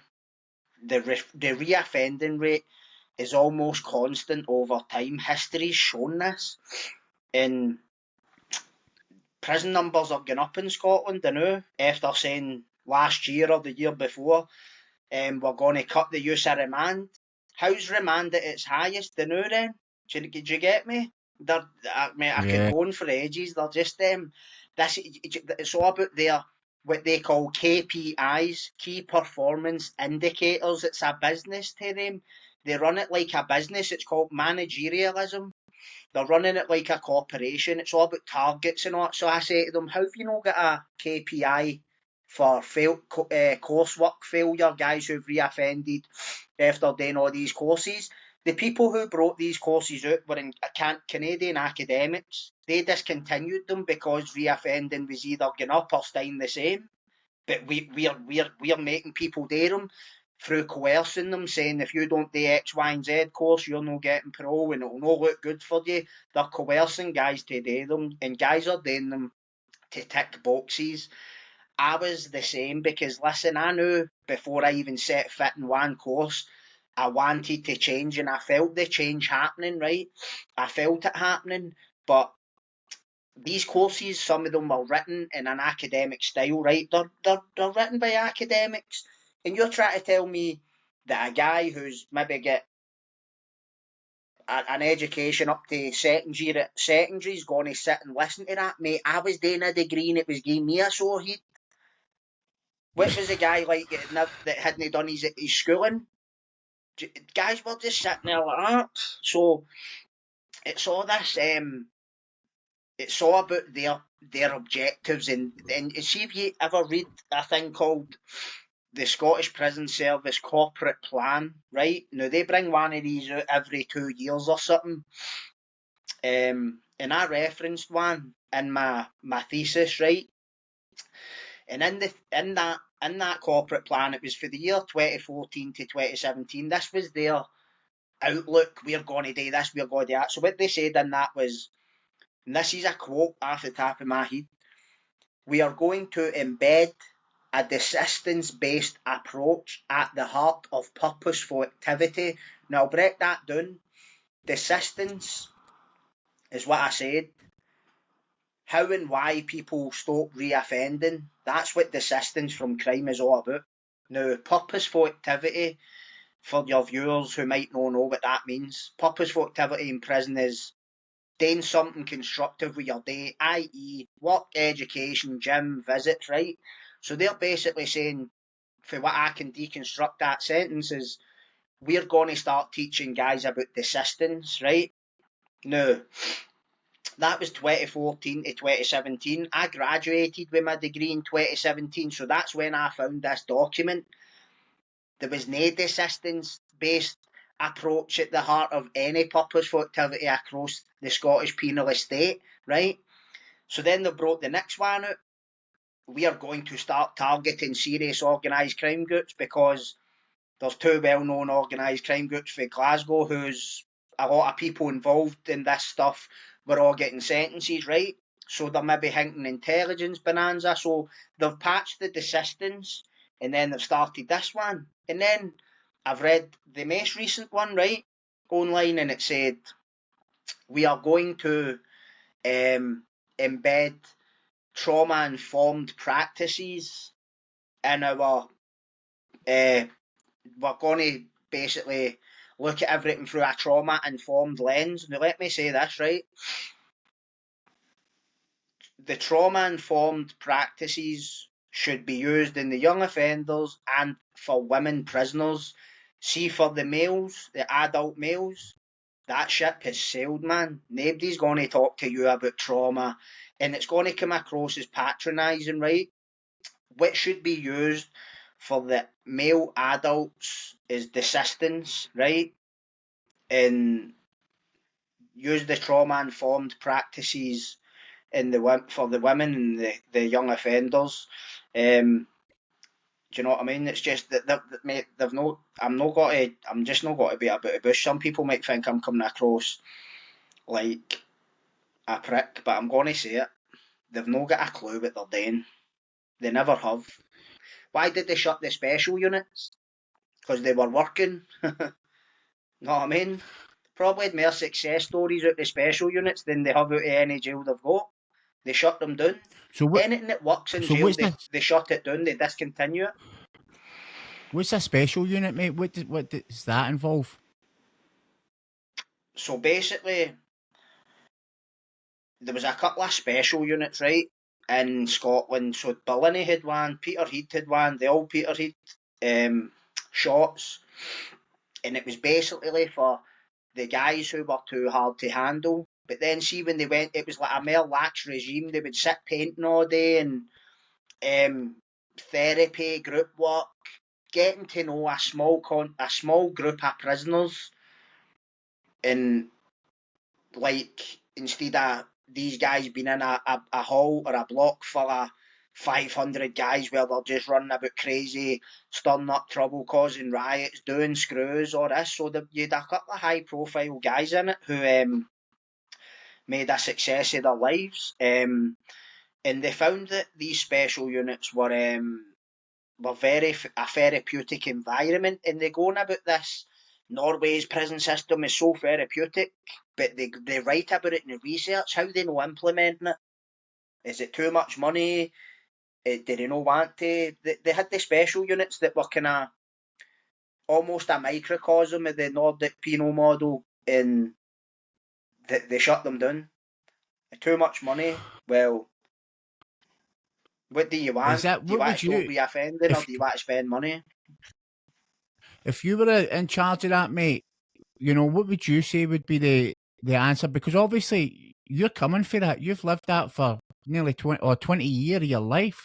So, and you've obviously transitioned and you're rehabilitated. You're doing good in the world. You know, you're no reoffending. So, what would you say would be the key to rehabilitation? One, I wouldn't say I'm rehabilitated. I would say I've reformed. To me, I don't like Reform, the word rehabilitated because it means to me you were restored to the state you were in before all this, and I'm no. I still have right? thoughts, right? And old thinking models kick in certain situations, but it's thoughts, feelings, actions. It never gets to the actions, right? And I'm not going to profess to have the answer for rehabilitation because it's not a one size fits all model. You know what I mean? It has to come from here. You have to want to do it. Nobody's going to help you. Nobody's got to give you any help unless they see a change, and it's going to be hard. It is hard, right? But see, if you want a new life, what do you want? Do you want a new life, or do you want to just keep living the way you've lived, being miserable and think the world's out to get you and everything's a scam and you need to get in there first? And so I'm not going to make out I have the answers. I can only speak for what helped me. In learning about desistance, if somebody could find a way to put work into a desistance course, right, that wasn't written in an academic style, um, and they put some time into it, no a 6 month course 3-month course, that's you've got your certificate, on you go. Please, man. This is a lifelong process. This journey stops when you stop. When you die, that's when it's up. It's no, you done your 3-month desistance course, you've got your certificate, away you go, you're a success. No, man, not at all. Not at all, man. It's just, you need to recognise why you were offending, what was triggering that offending, and what you're going to do to stop doing that. Basically, for me, that's what I think. You know what I mean? mate. And it makes sense to me, mate, because you know everything you said there. Because when you said that, it's because I battled addiction, and Right? I, people tried to get me to stop for many times. I got sent to rehab a couple of times when I didn't actually truly want to stop. It wasn't until I wanted the change myself, like, and that's when you said there, it has to come for the individual that has to want to Yeah, make the change, yeah. and you know what I mean. So that could be the same, you know, for addiction, for offending, and you know what you're saying is it's 100%, you know, and that makes sense to me. And reforming, you know, helping people get reformed because they've lived a life of offending. You know, 3 months is not going to just, you know, make everything all rosy, you know, make everything all perfect. You know, but now that you are out, mate, and you're living this positive life, you know, what about people who are skeptic? You know, how do you deal with the judgment or skepticism? You know, from other people that find it hard to believe that, and that your kind of transformation. Ignore it, or else And keep going from strength to strength and show them by doing what I'm doing. Listen, man, see the life I'm living right now. I'm not living the high life by any stretch, but compared to the way I was living 10 years ago, I'm all. Do you know what I mean? And I appreciate all these wee small things, man. Like being able to take my son to a football game, being able to take my son to his karate, being able to go online, strike up a relationship with a woman. These were all things I couldn't do in prison. And I don't have anybody with any negative energy around me. When I first got out, there was people around me with negative energy, and I just cut them all off because it's no good for my mental health. Know what I mean? I'm like sitting. There was one point where I was arguing with my other side, because of one or two people. So see, just cut them off. You don't think about it. So obviously, I get why people would be skeptical, but and at the same time, like living that life, like it could go wrong at any day. So I just make sure I take steps not to get into these situations anymore. There was a couple of wee situations when I got. There was one a couple of months ago with my brother, but I just cut everybody off. You know, if you're not showing me evidence you're changing as well, if you're involved in addiction and you're even if you're related to me, you're involved in addiction, you're involved in whatever, I need to cut you off. I just have to. Do you know what I mean? So mate, people a can be hundred percent, skeptical a all they hundred want, mate. percent. You know what I mean? And that's the same when it comes to like I've had to do that in my life as well. So I totally get that. But how do you approach self-reflection now? What role does that play in your kind of ongoing development? How do you look at that? The thoughts that you have, because you said, thoughts, feelings, actions. Is it a specific thing that you do regularly? Like for me, it's meditation and journaling. Is there anything that you do to look at that, like yourself? I don't know, mate, to be honest with you, because I've always been like that. Um, I've always had to look myself in the mirror. It's inbuilt in me, I think. But I look at where I was and where I'm at, who I was and who I am, and it feels funny because there's always people going, "You're doing amazing," and mate, listen, I've got like PTSD and that. Sometimes I can't leave my house. Get mad nightmares and all that. I was meant to go to an event on Boxing Day and totally shat out it because I was overthinking it. I was like, my stomach was gone because I'd ate all this rich food. I just sat on Christmas Day and pigged out all day. Wasn't drinking or nothing. I was like, I'm going to, usually I'll sit and have a few beer, whatever, for the Christmas Day and that. And I just thought, nah, I'm going to this Hingamora. Didn't bother. And then ate all this crap the next day. My stomach was like a washing machine, right?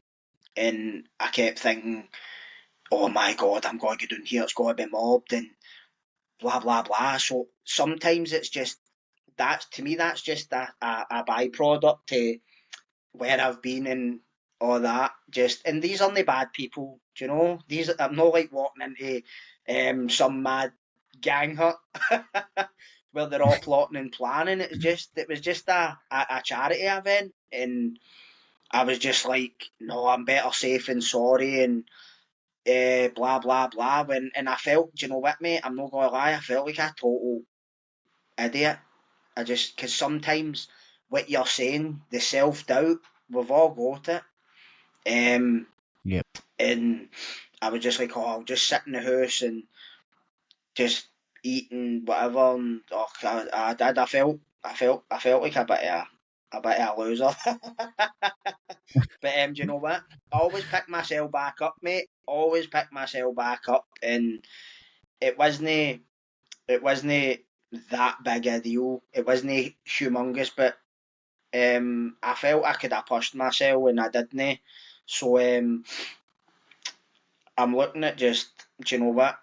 It's funny that I've been looking at your channel and that, and what you've been saying on your Insta and all that. I actually wrote down a list of goals for 2024. There's about 12 things on it, and they're all totally achievable. I've never done that, mate. I've never done that. See, when I hear people talking about, like, see a lot of the things you're talking about, right? I'm not going to lie. Sometimes I can't do that. I can't do that. Blah blah blah. And then see, like, positive self-talk, motivational speak, like all this kind of stuff. And then I see yesterday, I done this. Fuck this, because I want shit for myself. I want to achieve and achieve and achieve and achieve and achieve. So that see when I'm on my deathbed, I'm remembering all the good shit I done. I'm not remembering all the chances I didn't take and going, fuck, what did I not take that chance for? It's what I always say when I'm asking a lassie out and I get told no. I always say, better an oops than a what if. You know what I mean? And I was overcompensating for that by when I was a kid. I was super shy that way, but I've just wrote down a list of goals that I want, and I'm going to look at it this time next year and see how many I've scored off it. And I'm just going to do this every year from now on. Know what I mean? Mate, and I love hearing that, mate, because the way I see it is, see if you don't have something to aim for, then it's like pissing in the wind. You just don't know what Just direction going it's round in going to go, circles. you know? Aye, so if you've got that goals and these things, then at least you know these are the steps I need to take. If I want that, then I have to do this, this, and this. So it gives you direction, it gives you clarity, you know. And I think it's so important because that's why, you know, I've been doing that for the past 4 or 5 years, and it's worked for me. So, and I Mm-hmm. always recommend people doing it, and not everybody wants to do that, but it's like everybody has their own thing, you know. And you know, and we'll just finish. I've took so much of your time, mate. But All what, right. what, you know, what message of hope or encouragement, you know, could you give, you know, anybody out there who's facing adversity or struggling to change their lives, or who's stuck in a prison cell, you know, thinking that, you know, they've got fucking nothing to offer. Find what you're good at. Find something to hold on to, and don't give up. And um, just knock the old habits on the head. That see, like when the old start looking inwards and stop looking outwards. Stop looking at what the guy in the next cell's going to say if you don't go and bar X, Y, and Z, or punch that screw, or whatever. Start looking at yourself and what you want for life and what you want to do. And just find a way to fucking get it, man. You'll find a way if you want it that bad. You will. I was written off at 21, written off, and here I'm at. Know what I mean? It can Life only was get just better. beginning for you. Exactly. Aye. And for anybody that wants to follow Kris, I'm going to have his links in the description here. But it's Tin Pail TV. You know, get Yep. on there and give him a follow and a subscribe, and tune into his videos, because there's a lot of good stuff on there for people who just want to understand, many different aspects of prison life, but also, he talks about the youth culture and youth gangs and the consequences and stuff like that. So the links will be in my description. And is there anything else you would like to say before we finish up, big man? No, mate, just thanks for reaching out. Thanks for having me on and that. Know what I mean? You've got your channel's different from mine, obviously, but I see it going places, mate. So just keep plugging away. If you want it that badly, mate, you'll get it, man. Just find a way and just keep doing it, mate. You know what I mean? 100%, mate. You've been an inspiration already to me. You know what I mean? So, and that's the Cheers, thing mate. is, I always believe that we all connect for a reason, and just seeing what you're doing, mate, it's amazing. So I'll be definitely tuning in, and this will not be the last time we jump on here. We'll jump on for Aye, a round defo. two. You know. And so I appreciate your time today, big man. And I wish you all the best for the future. And Cheers, as I same to said, you, mate. everybody, I'll put the links down. I'll put the links downstairs for anybody that wants to reach out.